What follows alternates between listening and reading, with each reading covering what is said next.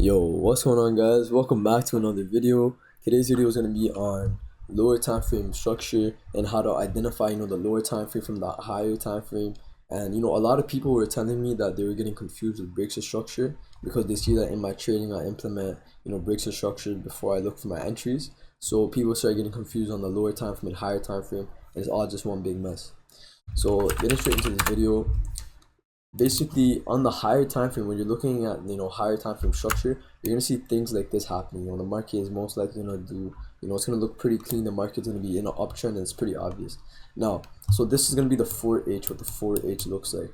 But if you go down towards like the 15-minute, maybe even the 1 hour or 5-minute, the 15-minute is gonna look like something like this, where the market is gonna show us a lot of breaks of structure, and then it's gonna go up, keep doing stuff like that. How you can see that the market broke structure here, it broke structure here, it broke previous structure here, it broke multiple times, it broke structure, and people just generally get confused, like, all right, is the market sells, is it buys, like what is the market generally doing now?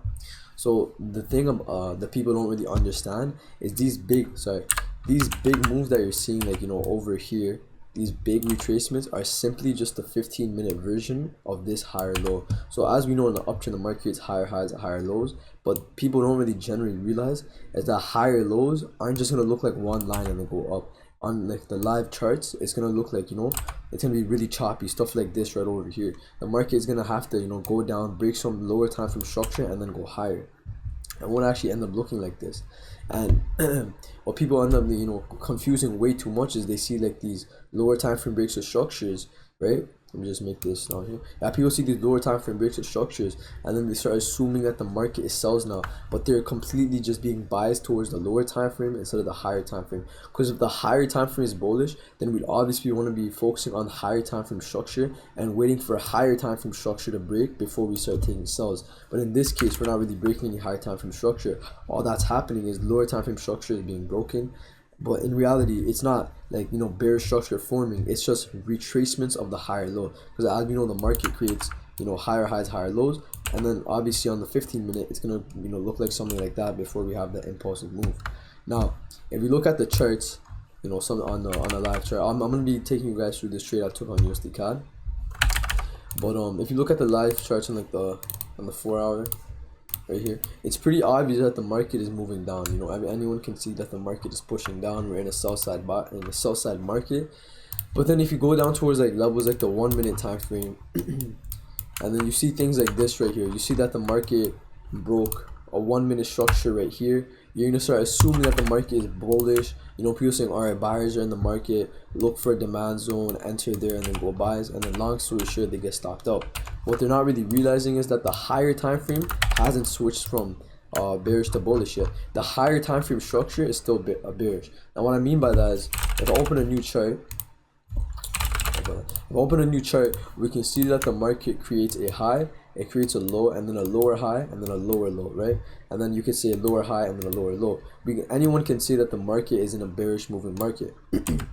Now, what people start assuming is when we break past structure like this, where the market, created this, I guess you could say lower high, people start assuming that the market isn't a buy side market. The structure has changed from bearish to bullish. But what they don't realize is that this move up could simply just be the market coming into like a higher time frame order block, like right over here, in order to go lower, right? You have to take in consideration of order blocks and everything when you're assuming, a reversal in a trend, because this breaker structure isn't really valid. Because if we look at this, obviously it is considered as a breaker structure, but is this a valid like major level of structure in the market? Because we know that we created this high and then the low and then the lower high and then the lower low and then the lower high and then the lower low. Just because we broke past this one lower high, that doesn't mean that the market necessarily has to be bullish now. What we have to do is wait for confirmation. So we'd have to wait for market to consolidate, create bullish structure, and then we could look for buys. Because if we're slowly just taking buys and assuming that the market is retracing just off of this breaker structure, then we're predicting that the market is gonna sell down and then go up. It's because trading is a game of probability. The odds of that being in your favor is really low, right? Because for all this could literally just be a liquidity grab right over here for the equal highs that rest above, and now the market took that liquidity, tapped into this order block, and now it's going lower. And what people assume, like, do a lot is they completely forget about this entire downtrend structure. They don't care about it. They automatically just assume that, you know, because we broke this little, you know, piece of this little piece of important structure, people are gonna start taking buys and buys and buys, and that's how you get caught against the wrong trend. Now, to give you guys a better example, if you go on GJ right now, right, let's go to the replay right over here, and we look at GJ, this move right here. We can see that GJ has been pretty bullish. You know, if you look at the order flow, obviously market is moving towards the upside. Smart money is taking buys. Now, with this big retracement right over here, what a lot of people are doing is they get FOMO. They start assuming that the market is gonna start selling off, and you know, this is your chance to get in for sells. And then, you know, what they do as soon as breaks and retest, people start selling over here. You know, people start, you know, just adding up to their sells because they're assuming that the market is gonna reversing, specifically because we broke this little bit of structure right here. But that's not valid enough for us to assume that the market is trending. We'd want to see multiple previous high lows get broken. So for example, we have a high over here, and then we have we have our low over here, and then we have our high, and we have a higher low, and then we have a higher high. Because we never broke past this higher low right over here, that means that this break of structure right here is not valid. We would want to see the market break past this higher low. Until we break past this higher low, the market is still in an uptrend no matter what anyone says. And the reason I'm not taking this as structure is because you can see the market was just, you know, consolidating, moving choppy. This is pretty weird, you know, the market just moving choppy here and then it pushed up. But instead, this was a pretty clean higher low after the new higher high was made, and then it created a new high, and now the market is retracing to do what? To create a new higher low. So now if you go towards like the 15-minute time frame, as you can see, look how crazy this looks. You know, you have a breaker structure right here, you have a breaker structure right here, you have a breaker structure right here. But what you're not realizing is that until we break past, you know, the overall level, which was this and this is basically our range to look for buys. All these buy side order blocks are valid. Here, valid. Here, valid. All these order blocks are valid. So basically, you know, the lower time frame breaks, the structure that you're seeing, they're not valid until we create higher time frame bearish structure. For all you know, do you see any, you know, higher time frame structure right now, bearish structure? All you see is the market did this. That's it. If the market started doing this on the higher time, and then 100% we would, you know, assume that the market is bearish now. But look, all it did is it came up, it retraced and reacted off of some type of order block inside of here, and after it reacted off of that order block, you can see overall it just started going up again, and you know, it just continued going up for like 300 pips. And for the people that were selling this, because they saw all those 15-minute breaks of structure, those 5-minute breaks of structure, they're just getting caught on the wrong side of the market, and then they end up getting stopped out. So make sure you're trading with the overall order flow of the market.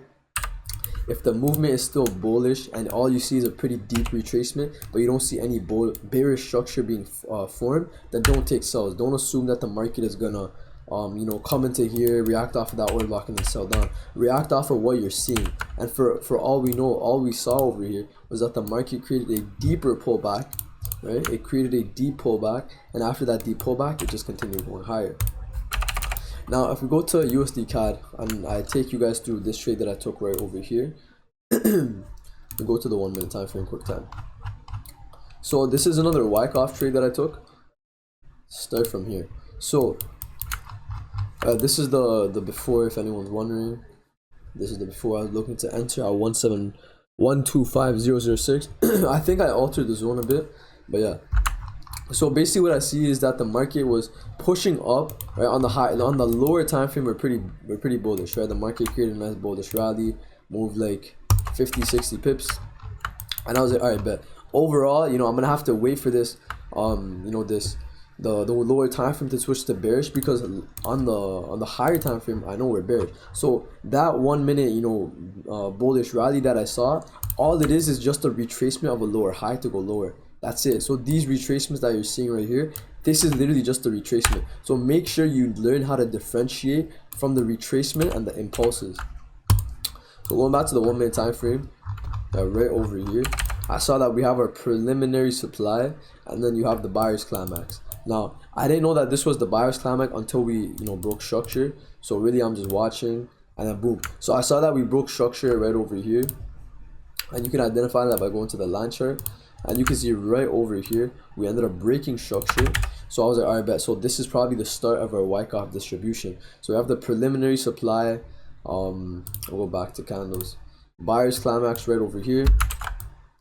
And then after that buyer's climax, we have the automatic rally to come back and retest any little bit of supply that was inside of here. And then as you can see, this is where the secondary test happened. And then we had our first sign of weakness of coming up about right now. So boom, we had a sign of weakness right over here. The market broke past this previous low, and this was basically my indication that the market is going to be, you know, giving, you know, consolidating for a bit, giving me my Wyckoff distribution before going lower. So all that was really left was my UT and UTAD. So I just waited now, watched how what was price doing.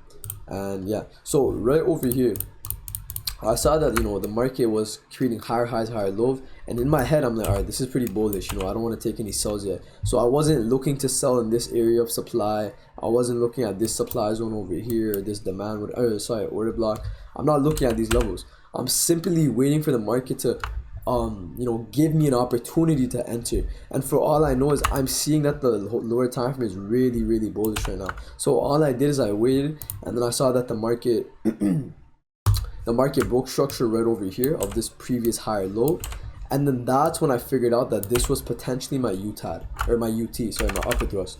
So after that break of structure, we had a second break of structure of this pretty important, you know, low. This was important because this is the initial low that brought us higher. So because we broke that, I'm like, all right, bet, you know, we're probably really bearish. And because we broke past this low, and you know, this is looking really bearish, like without bullish structure forming at all. In my head, I'm like, all right, bet, I'm gonna look for entries here. And I know I haven't seen my UTAD yet, but if I don't, you know, if the market doesn't react off of this level, I'll simply wait for the UTAD to happen, and then a retest, and then a continuation towards the downside. Now, for the people that are asking why was I focused on this level, I think I got this off of the 3 minute. So on the 3 minute, I seen this last down candle before, this last up candle, bullish candle, before the impulsive drop towards the downside. So I'm like, all right, bet, you know, the banks bought here once, they're gonna have to come back and mitigate their buys, and once they close their buys, they're gonna continue going lower. And not only that, but we broke structure here. There's just so much, you know, confirmation for this trade. Now, just to keep in mind, I wasn't looking at, you know, breaks of structure of you know, any, you know, lower lows, lower highs. I was simply looking at breaks of structure of the higher highs, higher lows. I'm not looking at breaks of structure like right over here, or you know, right over here. I'm simply just looking at this movement right over here, because I know that I want to sell. I just have to wait for the retracement to be over, and when that retracement is over, the impulsive move towards the downside is going to come. So let's go to the 1 minute, not the hour, sorry, let's go to the 15, see what ends up happening. Play a couple candles. Market consolidated for a bit.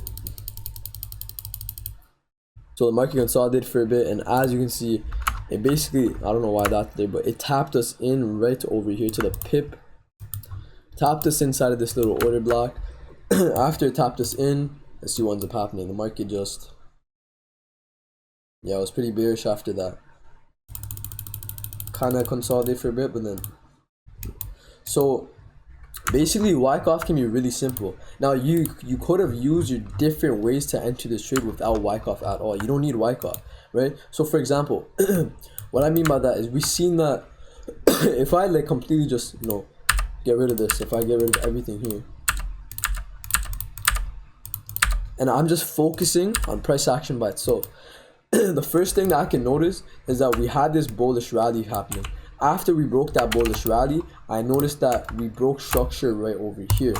So because we broke structure there, and I look above, I can see that there's an order block right here. So all I did is I waited for price to come into that order block, and then boom, you know, the market ended up selling off for about 13-to-1 risk to reward ratio. Here's the before. I did alter the zone a little bit because you know, you can't stick to your analysis. Sometimes you just have to alter, you know, look at new things. But yeah, that's basically how I took this trade. If anyone's wondering, you know, have any questions, please let me know. And for the people that are wondering for my mentorship, because I do have a lot of comments about my mentorship, I just want to say that I did start a mentorship and I'm starting a course. So for the people that are interested in that, please leave a comment below, message me on Telegram, it's in the description. And yeah, leave a like, subscribe, share with your friends, and any questions, leave it below and I'll get back to you. Thank you guys for watching and have a good one.